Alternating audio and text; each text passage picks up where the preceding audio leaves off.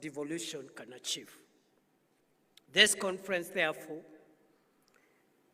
comes at an opportune time, resonating with the hopes and dreams of every resident of this county, for its testament to the true spirit of devolution and the vision of equal development and opportunity across the length and breadth of this great Republic of Kenya. Ladies and gentlemen, friends and colleagues, over the past 4 days, the 9th Devolution Conference has served as a critical policy forum, facilitating evidence-based dialogue, peer learning, stakeholder reflection on the trajectory of Kenya's devolution agenda. Participants have rigorously interrogated data, shared subnational innovations, synthesized citizen feedback, and reaffirmed our collective commitment to embedding equity, inclusion, and social justice into the fabric of the devolved government's structure. The 9th Devolution Conference has brought into sharp focus some of the most enduring and structural challenges facing devolution today. Significantly, the deliberations have been grounded in data, participatory evidence, and collaborative results. Additionally, this conference has served as a mechanism of accountability, reaffirming that devolution is more than a constitutional aspiration. It is a practical and developmental instrument for advancing spatial equity, participatory democracy, and transformative service delivery. In so doing, the conference has underscored the future of devolution lies in institutional innovation, shared responsibility, and policy execution that centers on the citizen. The deliberations of this conference were structured under particular themes. The good governance theme reaffirmed a central truth that public participation, civic engagement, social accountability, and fidelity to the rule of law are not just discretionary ideals. The deliberations on human rights and social justice brought into sharp focus the imperative of embedding a rights-based approach within our devolved governance structures. As we bring this year's Devolution Conference to a close, I reaffirm the national government's unwavering commitment to strengthening devolution, because devolution remains our most powerful tool for driving inclusion, equity, and social justice for us prosperous Kenya. I commend the National Treasury for maintaining a strong disbursement performance despite the prevailing fiscal situation. And as the Minister has said, as of end of June 2025, all the disbursements, including the arrears of the previous financial year, have been settled. I encourage continued collaboration of the national and county governments in the execution of key priority projects that we are partnering to deliver. For example, the county aggregation and industrial parks, which remain a critical anchor to the job creation agenda. In the health sector also, through the partnership of both levels of government, Kenya has now enrolled in excess of 25.5 million residents under Taifa Care, administered by the Social Health Authority, SHA. This is a major step towards achieving universal health coverage. The national government will be reaching out to county governments to activate a joint plan to engage our young people in targeted interventions. The young people of Kenya have expressed their reservations with the government's speed and efficiency in executing the agenda for job and income opportunity creation. Tied to these reservations are concerns relating to integrity and transparency and accountability. There is need, therefore, for greater level of engagement with our young people, and I commend this conference for starting the conversations with and involving the young people. And I hope this will be a culture in our country so that going forward we can have regular sessions of engagement across generations, across gender, across other divisions to build a stronger country. Going forward, the youth will play a very important role in Kenya's social transformation.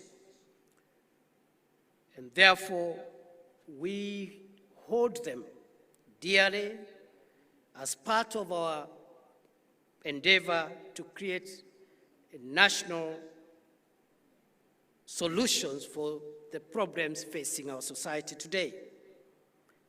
The government does not brush over the concerns raised by young people. Instead, we are committed to securing spaces for dialogue and continuous consultations to ensure that we enhance trust in the institutions of government. And when I say government, it is the two levels of government.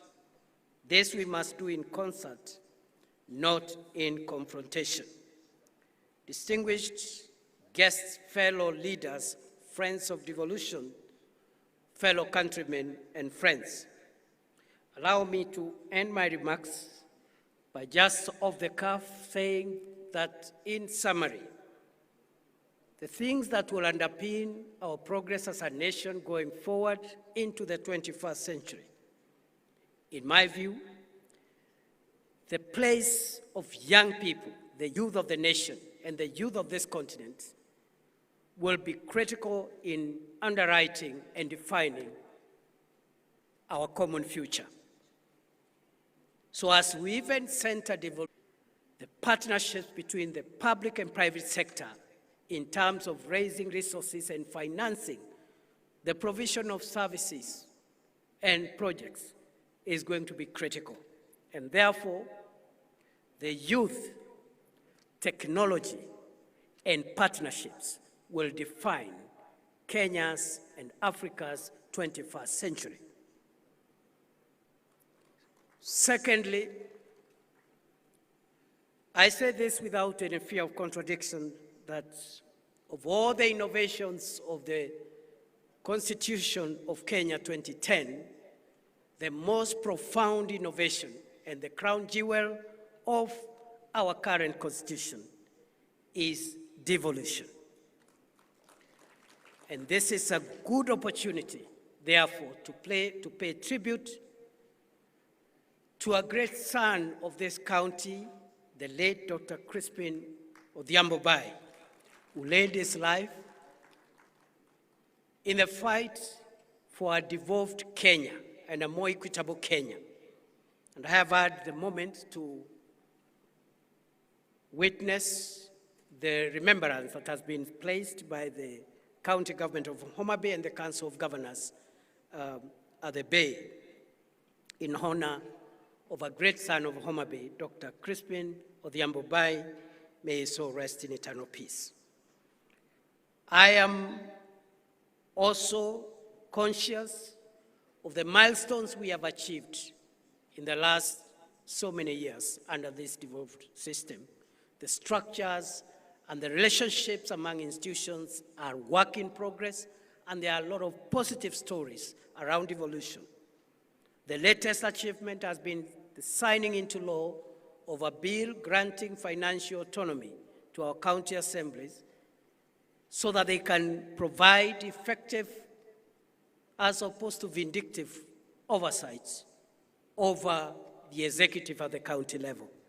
We hope that the county assemblies will use those resources to perfect their constitutional role of oversight and also of representation and legislation.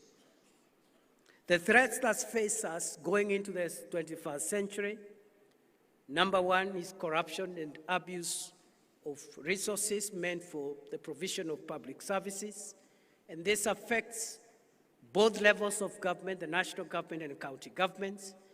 It affects all the arms of government, the executive at both levels, the legislature at both levels of government, and the judiciary, which is not devolved.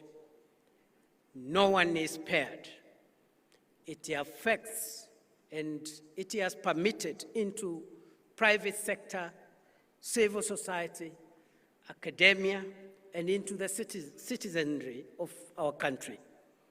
And time has come for us to face head-on the threat of corruption and the danger it poses for the sustainability of our democracy and of our country.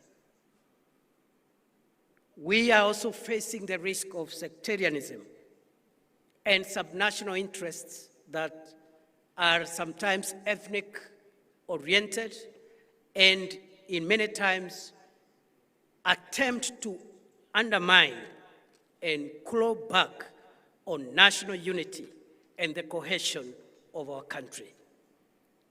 We must also be alive to the grave risk posed by violence and extreme behavior that is processed through violent means. And therefore, violent extremism today is not around religious fundamentalism only, but we are witnessing also political intolerance and extremism, where disagreements on national issues, including national problems, are processed through violent behavior. That, in my very humble submission, fellow Kenyans, poses grave danger to the sustainability of Kenya and Africa as we move to the 21st century. Therefore, the triple risks of corruption, sectarianism, especially ethnic sectarianism, and violent extremism, including politics and political issues being processed through violence, those three risks stand on the way to our prosperity as we look into the 21st century. But as I have said, good people, we have the benefits, the advantage, the resources, and the largesse of a huge and educated young population, a hub for technology and innovation in our country, and the growing harmonization of the resources across public and private sector to produce enough resources to deliver services. We have a good constitutional order whose crown jewel is devolution, and increasingly the relationships between all institutions in devolution is work in progress, and there's a lot of success stories for us to learn from. It is therefore a great privilege for me to stand before you, fellow Kenyans and friends, in this land of Homabay County, a land that has produced very many great Kenyans, the late Tom Mboya, a great nationalist who fought for the independence of our country.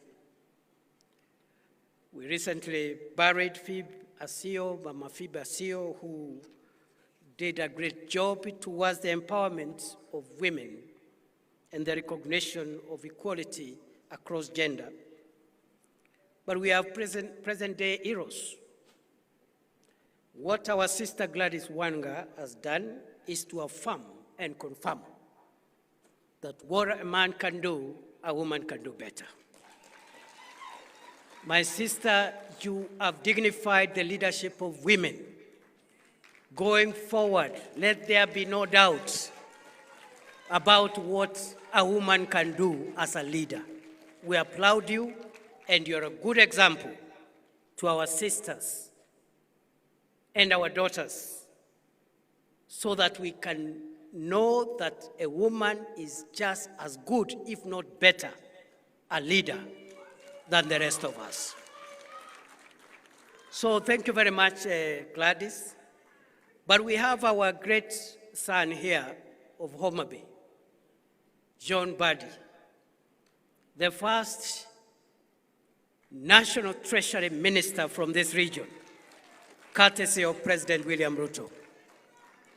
The first national treasury or finance minister from this part of the world and this part of the country, who in a record 1 year has turned around, demystified the national treasury, simplified the complexities around public finance in the national treasury, and with the support of the president and the rest of his colleagues, those of us who sit with him in cabinet, John Bandi is on the way, is on the road, in my estimation, of becoming perhaps one of the best finance ministers Kenya has ever had. Thank you, John. You have our support. I know we have other leaders here.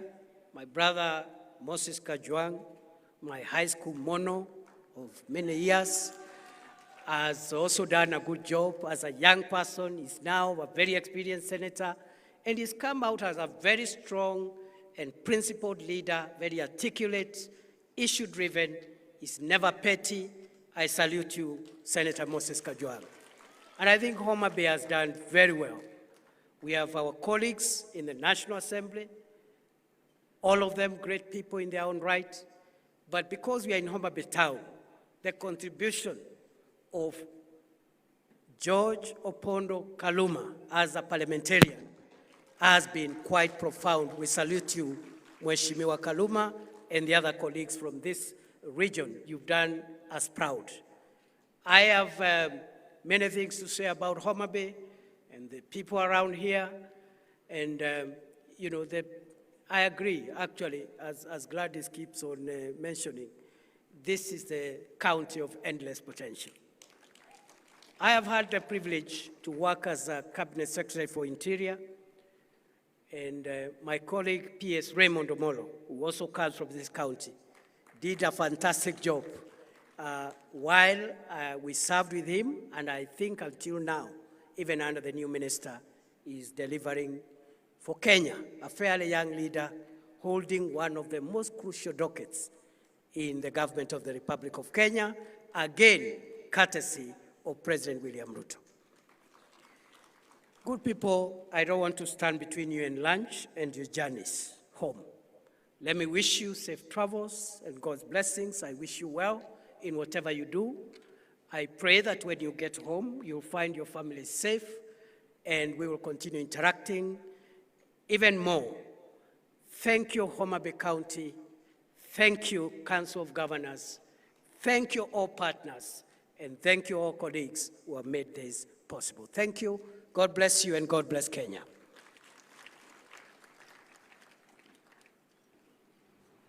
Your Excellency, will kindly request you to remain up on stage as we do the launch. And I am reminded now that the 9th Biennial Devolution Conference is now officially closed. Thank you. Asante sana, Your Excellency. We'll request you to now proceed to launch the model school feeding policy. You'll be accompanied by the chair and the vice chair of the COG, the whip of the council, the host, governor. Plus, I would also like to welcome up on stage Shalom Diku from Food for Education to come and join here. We are going to do a countdown as His Excellency the Deputy President then launches for us the model school feeding policy. You'll help me count down for him from 10 to 1. Your Excellency, you will just press the button when we get to 1. Shall we count from 10, 9, 8, 7, 6, 5, 4, 3, 2, 1, launch. Ladies and gentlemen,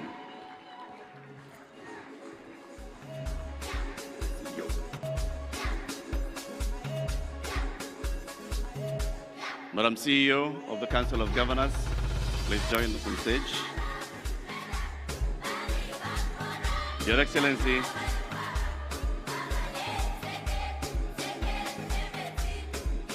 we will take a photo and the distribution of the booklets.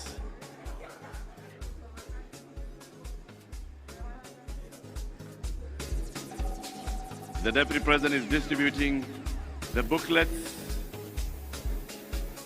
the model school feeding policy,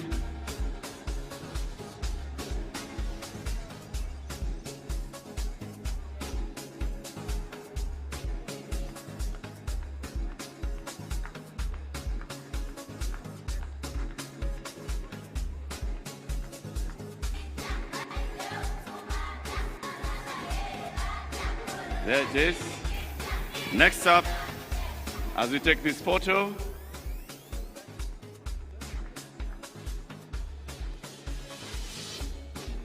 asante sana. We are next going to have gifts.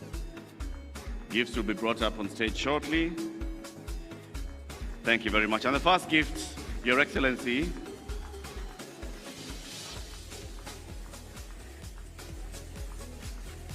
the first gift you are about to receive, Your Excellency, is a gift from the Council of Governors, presented to you by the Chair of the Council.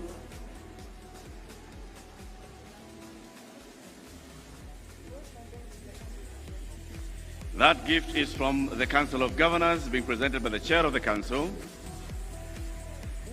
The second gift that will come up will be from the host county of Homabay, from the Homa Hills to the Bay Area. Host Governor, Her Excellency Gladys Wanga, is presenting the gift. Asante sana. We'll request Your Excellency only to remain up on stage. Your Excellency, you'll remain up on stage for the national anthem, which will be cued shortly.